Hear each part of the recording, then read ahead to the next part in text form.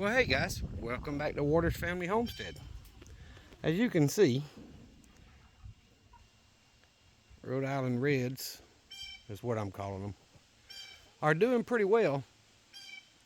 I've let them come in and out much as they want to and keep their feeder with, layer pellets in there. And I typically get 7 or 8 eggs a day. There's only 9 hens. And I haven't gone in the pen, but I look through the fence and I look behind the door. There's one that likes to lay behind the door right over there. If you look really close, you can see one right up under the edge of the door. Then there's another one on the ground inside the pen.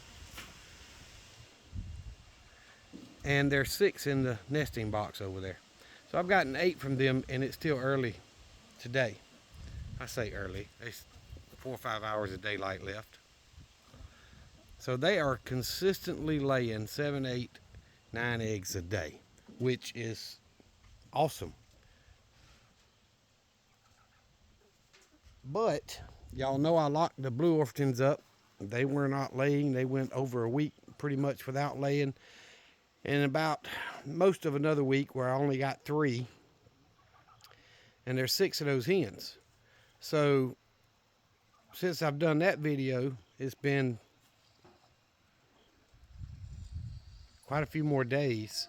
I've gotten 3 and 4 several times. So I haven't moved. There's a hen in there in the box now. I haven't moved her to see what's in there, but the last couple of days I got 4 each day out of there. So putting them strictly back on the layer pellets seems to have helped.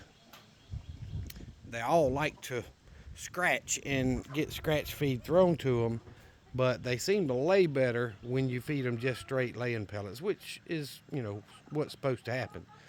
But I left the turkeys and the Wyandottes locked up because the last couple of days I haven't gotten really good egg count out of them. So I thought, well, I know I dumped what was left of the scratch feed in the old barrel out on the ground, which was way too much. But I needed to empty the barrel so I could clean it out and put fresh feed in it. So I did, and this is from yesterday morning. The ground, still covered with it, so I haven't thrown them anymore out. I have given the Rhode Island Reds a little bit, but the Wyandottes seem to have taken a couple of day break, so I figured, well, it ain't gonna hurt to leave them locked up for a day, let these blue orphans out, let them scratch around a little bit, and get some more layer pellets in their system so that maybe they'll go back to laying like they were. I've been getting 14, 15, 16 eggs a day most days for the last week. So the Rhode Island Reds are doing phenomenal. They get to go do whatever they want to do like they are now in the fruit orchard. They scratch around out there, which helps with insect control. They fertilize the ground. I'm hoping next year I'll have a much better fruit harvest. And on top of that, the blue orphans laying 3 or 4 a day has helped. But with the Wyandottes drop back, I think I just let them out too much and they're not getting quite enough layer pellets. So I decided to leave them locked up and let the blue orphan out for a day, which is good. Lets the blue orphans have a little bit of freedom, and they don't have a rooster with them. So I apologize for the wind noise if y'all have any on here. It is a good breezy day today, but I can see a lot of them's back is looking a lot better. There's feathers starting to come out to regrow, so it's doing them good not to have a rooster wearing their backsides out. There's 2 that are really, good, wore out pretty good, and then there's a 3rd one that's got a pretty good raw spot. So half of them needed a break. But either who, I took the mower. Didn't want to walk back there today. I took the mower and cranked it and drove all the way around where I've done all the clearing that I've showed y'all in the video before this for the hunting and stuff. Just looking to see if the deer are back in there. And we have had any rain you know, we need rain pretty good. But something I did have back there was a large covey of quail, which I don't see very often.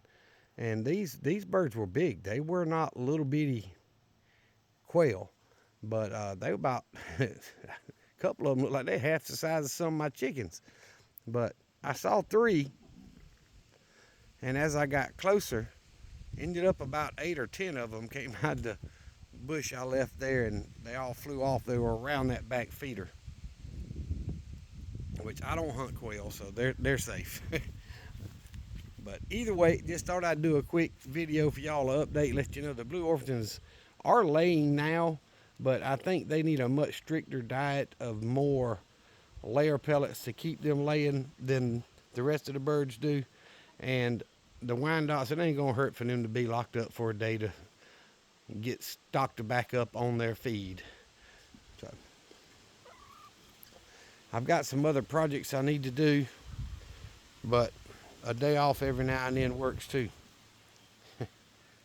She's coming up here saying, throw me something. She's too greedy and too dumb to realize the ground is full of it over there.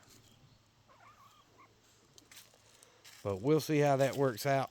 There's one Blue Orpington that's sitting in the nest in there, and that'd be my luck. The hen that doesn't have a rooster gets broody, you know. Of course, I haven't seen her stay the night in there, but if I could get one of them to go broody, I'd let them set on eggs and lock all the birds in the other pens.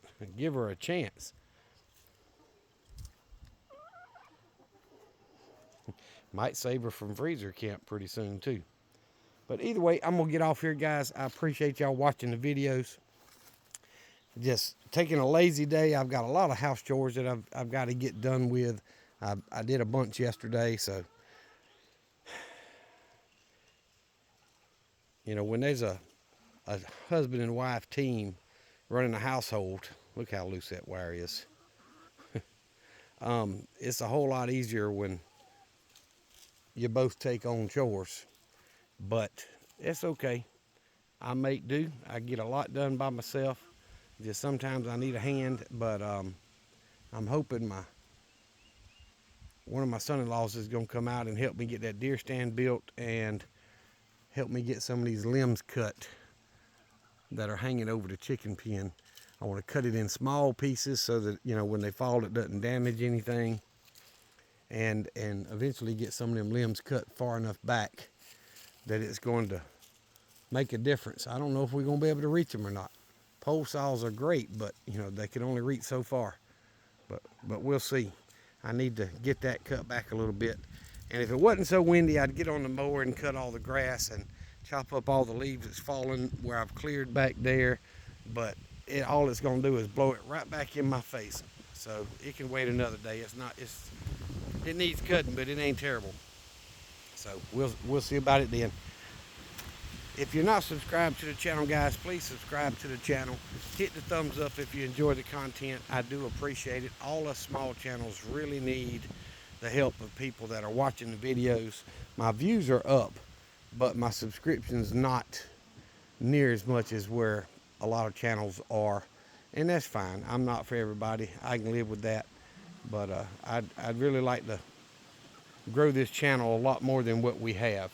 So I'm trying to put more effort into it to show you guys more stuff, more regular videos, and hopefully you'll like it and subscribe and come back and keep up with us. Thank y'all again. Remember what I always tell you. Jesus loves you, and so do I. Y'all be safe. Be prepared.